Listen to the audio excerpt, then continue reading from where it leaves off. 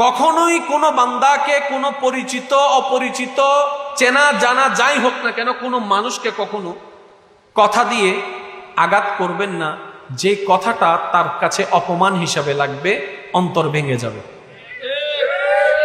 কারণ আপনি আমি যাকে আমার আপনার পরিচিত মানুষ মনে করছি, যাকে আপনি আমি ছোট মানুষ হিসেবে কষ্ট দিচ্ছি, সে যদি রবের বান্দা, প্রিয় বান্দা হয়ে যায়, তাহলে আমাদের আমলনামার মধ্যে কিন্তু ক্যান্সেল চলে আসবে। কথা বলেন ঠিক কিনা? হাঁটতে বসতে, যাইতে আসতে, চেনা হোক অচেনা হোক, কোনো মানুষকে আঘাত দিয়ে কথা বলা যাবে না, ইনসাল্ট করে কথা বলা যাবে না, অপমান করে কথা বলা যাবে না, অসম্মান করে কথা বলা যাবে না। আল্লাহ আমাদের সবাইকে আমল করার তৌফিক দান করুন। এবার শুনেন, এতগুলা মানুষের ভিতরে আপনি আমি চেহারার দিকে চিনি, নামের দিকে চিনি, এমনে চিনি অমনে চিনি, কেউ পরিচিত কেউ অপরিচিত। এবার পরিচিত কারো সম্পর্কে যদি জিজ্ঞেস করি, ভাই উনি কে, আপনি বলবেন এটা আমার চাচা, আমার জেঠা, আমার কাকা, আমার মামা, আমার ভাই। কথা বলেন। আবার অপরিচিত যদি কেউ আপনি জিজ্ঞেস করবেন, ভাই আপনার নাম কি, বাড়ি কোথায়, তারপর পরিচিত হওয়া যায়। এবার আমি যদি প্রশ্ন করি, কিংবা আপনি যদি আমাকে প্রশ্ন করেন, ভাই যে এতগুলা বান্দার ভিতরে আল্লাহর কোনো বন্ধু আছে কিনা আপনি আমাকে দেখান, আমিও পারবো না, আপনিও পারবেন না। তো আমরা যাদেরকে পরিচিত মনে করছি, জাস্ট একটু পরিচিত, বাস বন্ধু, আমাদের ভাই, আমাদের চাচা, এখানের ভিতরে কে আল্লাহর বন্ধু হয়ে বসে আছে আমরা তো জানি না। মনে রাখবেন, আপনার বন্ধুকে আঘাত করলে যেরকম আপনি প্রতিশোধ নিবেন, আমার বন্ধুকে আঘাত করলে যেমন আমার কষ্ট লাগবে, রবের বন্ধুকে আঘাত করলে রবেরও কষ্ট লাগে। সুবহানাল্লাহ। মান আদালি ওয়ালিয়ান, এমনি আসে নাই, মান আদালি ওয়ালিয়ান। এবার আসুন, একজন আল্লাহ ওয়ালা রাস্তা দিয়ে হেঁটে যাচ্ছেন, বৃষ্টির সময় ছিল, কাদাযুক্ত মাটি ছিল, রাস্তা ছিল কাদা। তো আল্লাহ ওয়ালা প্রেমিক, আল্লাহর প্রেমিক, আল্লাহর ধ্যানে মগ্ন, চলতেই আছে, জিকির করতেই আছে। সুবহানাল্লাহ। তো পথ চলতে চলতে ও পাশ থেকে আসা দুইজন মানুষকে ওনার নজরে পড়ে নাই, ধাক্কা লেগেছে অসতর্কতা বশত। ওখানে একজন মাটিতে পড়ে গেছে। ওই আল্লাহ ওয়ালা, আল্লাহর প্রেমিক সাথে সাথে হাত জোর করে ক্ষমা চাইলেন, বাবা আমি তো দেখি নাই, আমাকে মাফ করে দিও। আল্লাহর ওয়ালা যারা, আল্লাহর প্রেমিক যারা, তাদের চরিত্রটা এমনই হয়। আর একটু জোরে বলেন না। এটা আমার আপনার আমাদের কথা নয়, সূরা ফুরকান আয়াত নম্বর 63। আল্লাহর বান্দা কেমন হয় আল্লাহ নিজে বলছেন। সুবহানাল্লাহ। সূরা ফুরকান আয়াত নম্বর 63, ওয়া ইবাদুর রহমান আল্লাযীনা ইয়ামশুনা আলাল আরদি হাওনান। রব বলে সবাই আমার বান্দার দাবিদার, কিন্তু মনে রেখো সবাই আমার বান্দা নয়। ইয়া রব, কারা তোমার বান্দা, তাদের গুণ কি? রব বলে তাদের অনেকগুলা গুণ আছে, তার মধ্যে একটা গুণ হচ্ছে তারা পৃথিবীতে হাজার নিয়ামত, হাজার রহমত পাওয়ার পরও অহংকার করে চলে না, নম্রতার সাথে চলে, ভদ্রতার সাথে চলে, বিনয়ী হয়ে চলে, ছোট হয়ে চলে, নিজেকে গোপন করে চলে। বলেন না সুবহানাল্লাহ। সূরা ফুরকানের 63 নম্বর আয়াতে আল্লাহ পাক রব্বুল আলামিন ওই আল্লাহর বান্দাদের পরিচয় দিতে গিয়ে লাস্ট একটা কথা বলেন, তাদের যখন কোন একটা মূর্খের সাথে ঝগড়া হয়, তর্ক হয়, আপনি আমি যেটা তর্ক করি জিতার জন্য, ওনারা সেটা করে না। ওনারা কি বলে?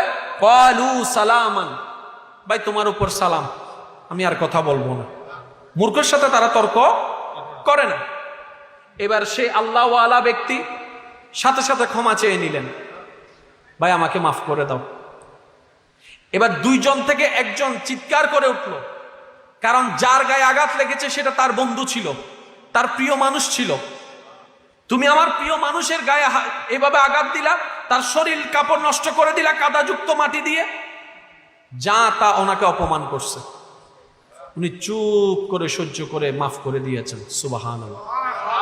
এবার কিছু দূর পথ যেতে না যেতে আরেকজন আল্লাহর বান্দা ওনার এই অবস্থা দেখে বৃদ্ধ বয়সের প্রতি সম্মান করে ওনাকে মেহমানদারি করতে লাগলেন, দুধ খাওয়াতে লাগলেন, শরবত খাওয়াতে লাগলেন। এবার সে আল্লাহওয়ালা ব্যক্তি হাত তুলে বলে, মওলা কিছুক্ষণ আগে মায়েরও খাওয়াইলা, এখন আবার দুধও খাওয়াচ্ছ। যদি আমি বুঝাতে পারতাম কথাটা, মওলা কিছুক্ষণ আগে তুমি মায়েরও খাওয়াইলা, অপমানও করাইলা, এখন তুমি আবার দুধও খাওয়াচ্ছ, শরবতও খাওয়াচ্ছ, মেহমানদারিও করাচ্ছ। এই মেহমানদারি নিতে নিতে ওইদিকে যেই মানুষটা ওনাকে আঘাত করেছে, খবর এসেছে ওই মানুষটা মারা গিয়েছে। এবার সবাই যারা ঘটনার সাক্ষী ছিল সবাই দৌড়ে আসলো ওনার কাছে। ও মুরব্বী, ও ছোট বাচ্চা না হয় ভুল করেছে, আপনি বদদুয়া দিলেন কেন? বলে যে আমি তো কোনো বদদুয়া দিই নাই, আমি তো উল্টা দোয়া করেছি তার জন্য। কারণ আমার রব বদদুয়া দেওয়া শিখাই নাই, দোয়া করতে শিখিয়েছেন আমার নবী রাহমাতুল লিল আলামিনের মাধ্যমে। সুবহান। আমরা বদদুয়া দেওয়ার পক্ষে না, আমরা দোয়া দেওয়ার পক্ষে। তো মারা গেল কেমনে? কেন, কি হয়েছে? বলে যে আপনার ওই ঘটনা শেষ হওয়ার পরে সে তার বন্ধুকে নিয়ে ছাদে উঠলো, ছাদের মধ্যে উঠার সময় পিছলাকে পড়ে ঘাটটা ভেঙে গিয়েছে, স্পট ডেথ হয়েছে। ঘটনা যেহেতু আপনার সাথে ঘটেছে, বদদুয়াটা নিশ্চয় আপনার থেকেই লেগেছে, সেজন্য আসলাম আপনার কাছে। এবার সে আল্লাহওয়ালা ব্যক্তি যে কথাটা বলছে, একটু মনের কান দিয়ে শুনেন, আল্লাহর ওয়াস্তে একটু মনের কান। বলে যে আমি কোনো বদদুয়া দিই নাই, বিশ্বাস করেন আপনারা, আমি অন্তর থেকে কোনো খারাপই রাখি নাই, কোনো আঘাত রাখি নাই, আমি মাফ করে দিয়েছি। বলে যে তাহলে এই ঘটনা ঘটলো কিভাবে? বলে যে তার প্রিয়, তার বন্ধুর গায়ে আঘাত লাগার কারণে যদি তার গায়ে লাগে, আমার ভুলটা তার বন্ধুকে আঘাত দেওয়ার কারণে যদি তার মেজাজ গরম হয়, তার অন্তরে আঘাত লাগে, সে যদি আমাকে উল্টা আঘাত করে প্রতিশোধ নেয়, আমি তো বেওয়ারিশ নই, আমারও তো একজন আছে। আমি তো বেওয়ারিশ নই, আমারও তো একজন আছে। আমি না মাফ করেছি, আমার মাহবুব তো মাফ করে নাই, আমার আল্লাহ তো মাফ করে নাই, আমি মাফ করেছি। তার বন্ধুর প্রতিশোধ সে যেমন নিয়েছে, আমাকে আঘাত করার প্রতিশোধ আমার বন্ধু নিয়েছে। সেজন্য রাস্তাঘাটে কোনো পাগল দেখলে আল্লাহর ওয়াস্তে ঠাট্টা মশকারি করতে যাবেন না, কারণ কার ভিতরে রবের রহমত বসে আছে বলা যায় না। সেজন্য নিয়ামত পাওয়ার সবচেয়ে একটা সহজ পদ্ধতি কি জানেন? সবসময় নিজেকে ছোট ভাববেন, অন্যকে বড় দেখাবেন। সুবহানাল্লাহ। আর একটু জোরে বলা যাবে? নিজেকে সবসময় ছোট ভাববেন, অন্যকে বড় দেখাবেন, অন্যকে বড় বলবেন, অন্যের প্রশংসা করবেন, অন্যের দোষ গোপন করবেন, নিজের জবানকে হেফাজত রাখার চেষ্টা করবেন, যতটুক সম্ভব চুপ থাকার চেষ্টা করবেন। মনে রাখবেন এই দুনিয়া একদিন ফানি হয়ে যাবে, কিচ্ছুই থাকবে না। দুনিয়া वालों, ये दुनिया तो 2 दिन की है, गुजर जाएगा दिन, गुजर जाएगा रात। কিচ্ছুই থাকবে না, কোনো সময় কিচ্ছু থাকবে না, একটি সময় সব শেষ হয়ে যাবে। আমরা যদি রবের প্রিয় হয়ে কবরে যেতে চাই, ঈমানের পাশাপাশি আমাদেরকে যে জায়গায় সবচেয়ে বেশি ফোকাস দিতে হবে সেটা হচ্ছে আমাদের চরিত্রের দিকে। আমাদের উঠা বসা, পরিবার, ভিতরে বাহিরে আমরা যেন আমাদের সন্তানদের জন্য অন্তত একটা রোল মডেল হতে পারি। আমরা স্বামীরা যেন বউদের জন্য রোল মডেল হতে পারি। আল্লাহ আমাদের সবাইকে বুঝার, আমল করার তৌফিক দান করুক, আমিন। আজকে যারা এই মেহফিলে উপস্থিত হয়েছেন, আল্লাহ পাক সকলের এই হাজিরাকে কবুল আর মঞ্জুর করুক, আমিন। মসজিদ আছে এখানে? জুমার আজান কয়টায় দেওয়া হয়? 12:15, 12:15। এই মসজিদে, আশেপাশে মসজিদে কোনোটাই 12:15, কোনোটাই 12:20, কিংবা কোনোটাই 12:25। বাস, বেশিরভাগ সময় আমরা মসজিদে যাই লাস্ট টাইমে।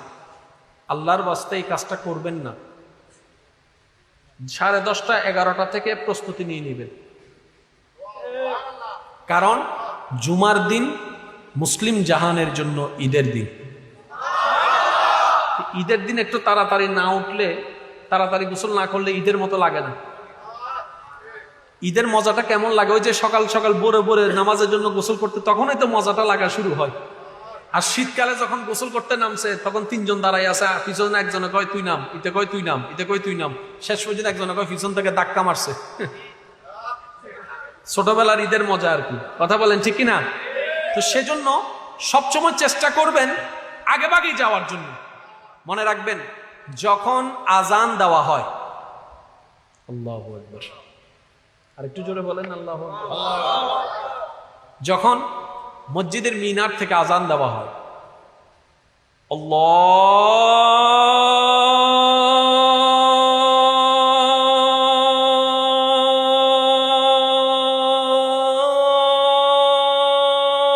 আল্লাহু আকবার,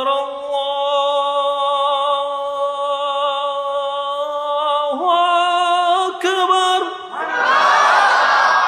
নবী রাহমাতুল লিল আলামিন বলছেন, ওই যেখানে আজান দেওয়া হয়, ওই আজান যে মসজিদ থেকে যায়, ওই মসজিদের জন্য ওই এলাকার আশেপাশে যত রহমত বরাদ্দ হয় আল্লাহ তাআলা ওই মসজিদের মধ্যে নিয়ে আসেন।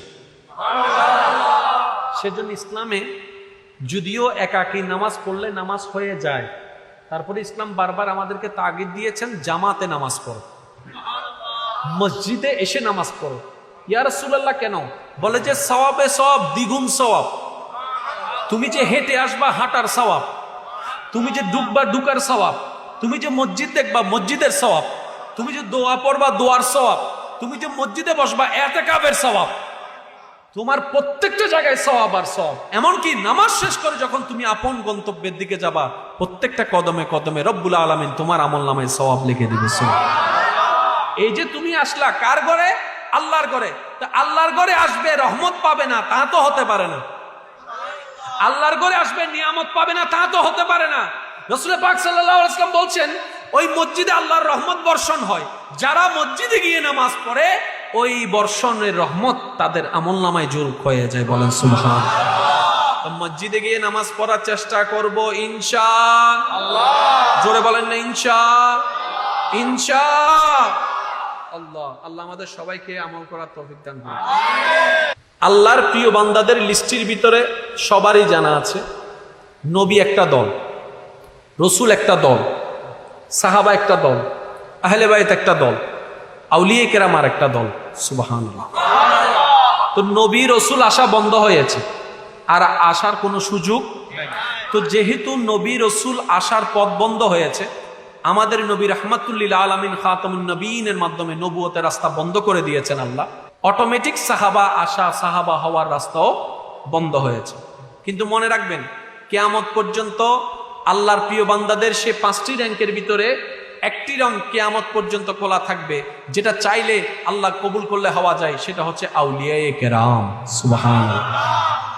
এখানের ভিতর আপনারা আমরা যারা আছি, যে কেউ চাইলে রব কবুল করলে যে কেউ ওলি হওয়ার সুযোগ এখনো আছে। ওলি মানে আল্লাহর বন্ধু। আমার জীবন থেকে আমি আপনাদেরকে একটা কথা বলি, আমার যখন জীবনে কোনো একটা বেশি টেনশন চলে আসে, সে মুহূর্তে আমি একটা কথা বলি, স্থির হয়ে বসি 5টা মিনিট, 2টা মিনিট, 3টা মিনিট নিজের চোখটা বন্ধ করে স্থির হয়ে ঘটনাটা কল্পনা করে এতটুকু বলি, আচ্ছা আমি চাইলে কি পাল্টাবে? মন বলে যে না। নিজের জীবনে 4টি প্রশ্নের উত্তর ফিল আপ যেদিন হবে সেদিন আপনি আমি সবাই সফল হয়ে যাব। ভাইয়া কয়টা প্রশ্ন আমি বলছি, আপনারা একটু মিলাবেন। কে পাঠালো? কেন পাঠালো? প্রশ্ন কয়টা বলেছি? 4টা। কে পাঠালো আমায়? আচ্ছা কেন পাঠালো? কি করছি? কি নিয়ে যাব? শুধু 4টা প্রশ্ন, বেশি কিছু লাগবে না।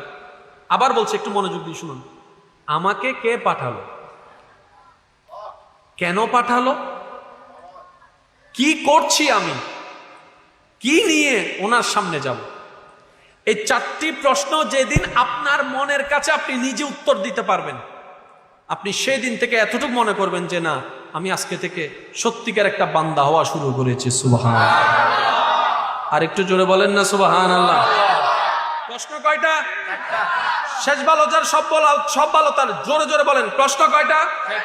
নিজের জীবনকে নিজের মনকে 4টি প্রশ্ন করবেন, যেই দিন এই 4টি প্রশ্নের উত্তর ফিল আপ হয়ে যাবে সেই দিন থেকে আমরা আল্লাহর প্রিয় বান্দা হওয়া শুরু করব। 1 নম্বর প্রশ্ন, কে পাঠালো? 2য় নম্বর প্রশ্ন, কেন পাঠালো? তৃতীয় নম্বর প্রশ্ন কি করছি, চতুর্থ নম্বর প্রশ্ন কি নিয়ে